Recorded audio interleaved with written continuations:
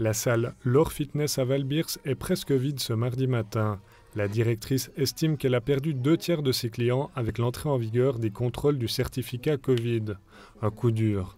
Pour moi, ça a été très difficile parce que c'est comme si je devais trier dans ma clientèle. Et puis, je trouve pas que c'est mon rôle.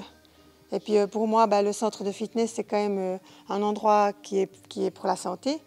Et puis, chacun doit pouvoir y venir de façon libre. Et puis, du moment qu'on divise un petit peu, les locaux sont vides. Un peu plus de monde ici au Let's Go Fitness à Bienne. Mais toutefois, un quart des sportifs n'est pas revenu. On tente de trouver des solutions pour que les habitués qui n'ont pas de certificat ne ratent pas leur abonnement. Alors pour l'instant, on a le time stop. C'est une possibilité pour le client de bloquer son abonnement sur une durée de 2 mois en attendant de soit se faire vacciner ou soit pour ne pas perdre 2 mois de son abonnement. Mais en aucun cas, on rembourse l'abonnement. C'est juste que les dates de fin sont repoussées.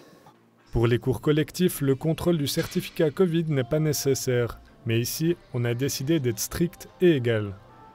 Nous, on exige que tous les clients aient le pass Covid, que ce soit pour les cours collectifs ou pour la salle. Parce que du fait qu'on soit une grande chaîne et qu'avec leurs abonnements, les clients peuvent bouger d'un club à l'autre, on ne peut pas gérer la fréquentation d'un minimum de 30 personnes par cours collectif. Ursula Lauper possède une salle dans son fitness. Pour elle, la dispense de contrôle pour les cours collectifs est incohérent. Ici, normalement, selon les nouvelles directives, on devrait pouvoir faire des cours avec des gens qui n'ont pas le certificat Covid ou qui ne sont pas vaccinés. Et de l'autre côté, vous avez la salle de fitness, là, qui est... il y a quand même presque 400 mètres carrés, où elle serait vide, où il devrait y avoir que des gens qui sont vaccinés. Donc, c'est pas très logique. La semaine prochaine, elle organisera des cours à l'extérieur pour les personnes sans certificat.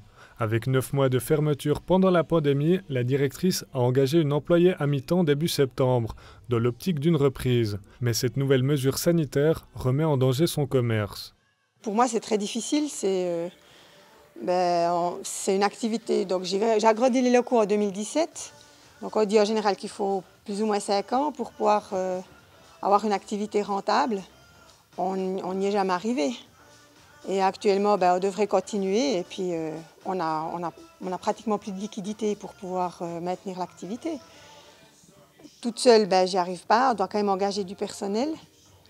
Alors, c'est difficile. C'est des choix qui sont vraiment pas évidents à prendre, quoi.